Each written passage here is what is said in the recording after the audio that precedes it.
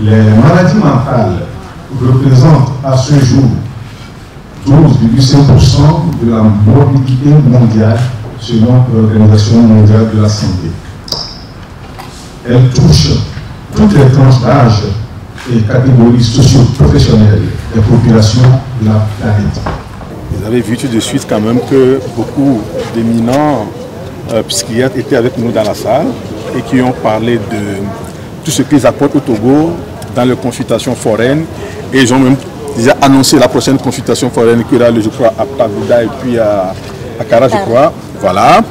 Et Handicap vient d'avoir un nouveau financement de 4 ans pour accompagner le pays dans tout ce qui est accompagnement psychosocial, la santé mentale et le bien-être. Nous savons que le bien-être rime avec la participation sociale.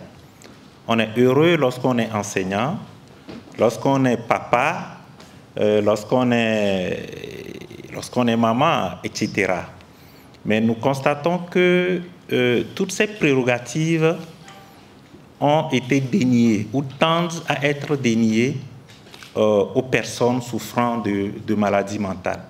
Alors, c'est par là que je voudrais commencer ma communication en mettant en lien cette participation à l'appréciation ou à comment les gens appréhendent cette maladie. On sait que le thème de cette année, c'est faire de la santé mentale et du bien-être pour tous une priorité mondiale.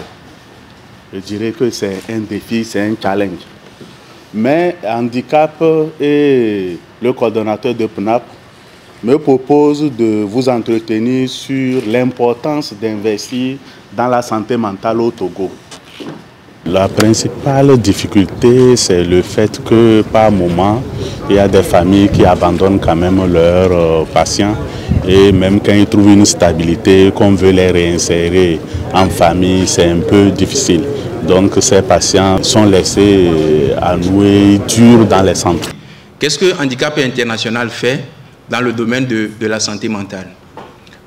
Nous avons commencé nos activités au Togo depuis 1997 et nous avons abordé la thématique de la question de la santé mentale à partir de 2014. Mais en 2014, nous avons beaucoup travaillé dans les prisons où nous avons accompagné les détenus en matière de prise en charge psychosociale. Parce que quand on est détenu, quand on est enfermé du matin jusqu'au soir, on développe facilement des situations de dépression. Et Handicap International a estimé qu'il est quand même important d'apporter du soutien psychosocial à ces personnes-là. Et c'est comme ça que nous avons démarré nos activités dans le domaine au niveau du Togo. Les centres de prière ne sont pas néfastes en soi, puisque l'individu a toujours une dimension spirituelle, la direction de l'âme, la dimension de l'âme. Il faut s'en occuper aussi. Mais à condition que ces centres de prière ne soient pas un obstacle à l'accès aux soins médicamenteux. Donc il est important que nous, professionnels de la santé, nous puissions lier des liens avec les centres qui sont ouverts, faire des visites, envoyer des professionnels de santé pour qu'eux s'occupent de l'âme et que nous nous occupons du soin physique. Nous avons 3 axes principaux sur lesquels nous voulons travailler. Le premier axe, c'est tout ce qui constitue appui au pouvoir public, aux institutions, à faire de sorte que la santé mentale puisse devenir une priorité dans les politiques sanitaires. Le deuxième volet de notre intervention que nous planifions de développer, c'est tout ce qui participe au renforcement des capacités des professionnels de la santé mentale, de sorte à pouvoir les rendre à même de donner des soins de qualité. Et le troisième axe d'intervention, c'est tout ce qui touche à la lutte contre la stigmatisation.